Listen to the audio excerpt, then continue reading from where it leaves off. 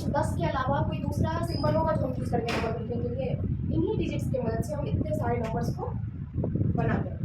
ठीक है, तो नंबर को हम बांटते कैसे? सबसे पहले इसको हम दो कैटेगरी में बांटेंगे। कितने कैटेगरी में? दो कैटेगरी में बांटेंगे। पहला होगा रियल नंबर। क्या होगा? Real number. रियल नंबर को हिंदी में कहते हैं वास्तविक संख्या। क्या कहते हैं? वास्तविक संख्या। हम लोग बोलते हैं ना वास्तव में, यानी कि सही में। रियल मीन्स क्या? जो असली है। वास्तविक, उसी को हिंदी में क्या कहते हैं? वास्तविक। ठीक है, रियल नंबर को हिंदी में क्या कहते हैं? वास्तविक संख्या। और दूसरा होता है इमेजिनरी नंबर। क्या होता है? Imaginary number. इमेजिनरी नंबर को हिंदी में कहेंगे, इमेजिन मतलब कल्पना करना। हाँ, इमेजिनरी क्या हो गया? काल्पनिक संख्या। क्या हो गया? काल्पनिक संख्या। अब आप लोग जिस क्लास में हैं, इस लेवल में हम इमेजिनरी नंबर को नहीं पढ़ते हैं। इमेजिनरी नंबर को हम नहीं पढ़ते हैं। हाँ, जब आप 11th में जाएंगे और आप मैथ्स लेके पढ़ेंगे तो वहाँ आपको इमेजिनरी नंबर भी पढ़ना पड़ेगा वहाँ आपको। लेकिन 10th तक के क्लास में आपको इमेजिनरी नंबर नहीं पढ़ना चाहिए, इसको हम हटाएंगे। अब हमको पढ़ना क्या है? Real number. इस रियल नंबर को भी हम कैटेगराइज करते हैं। रियल नंबर को भी हम क्या करते हैं? कैटेगराइज करते हैं। तो हमको इमेजिनरी नंबर नहीं पढ़ना है।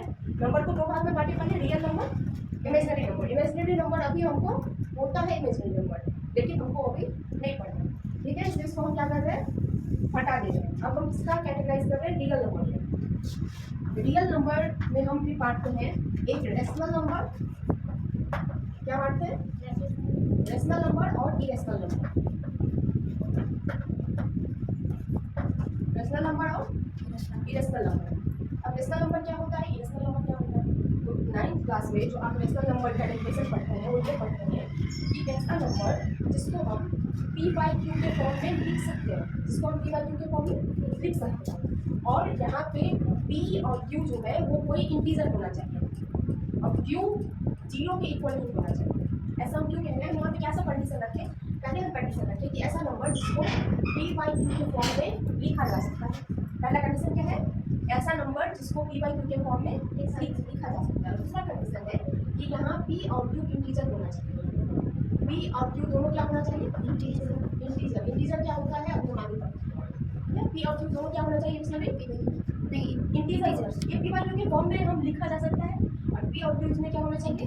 इंटीजर होना चाहिए। और q कभी भी जीरो नहीं हो सकता। q कभी भी जीरो नहीं हो सकता। यहाँ तीन कंडीशन है। अगर q जीरो हुआ तो इंटीजर, वो रेशनल नंबर नहीं है, क्योंकि इंटीजर जीरो भी है लेकिन q जीरो नहीं हो सकता। जीरो को छोड़कर सब कुछ q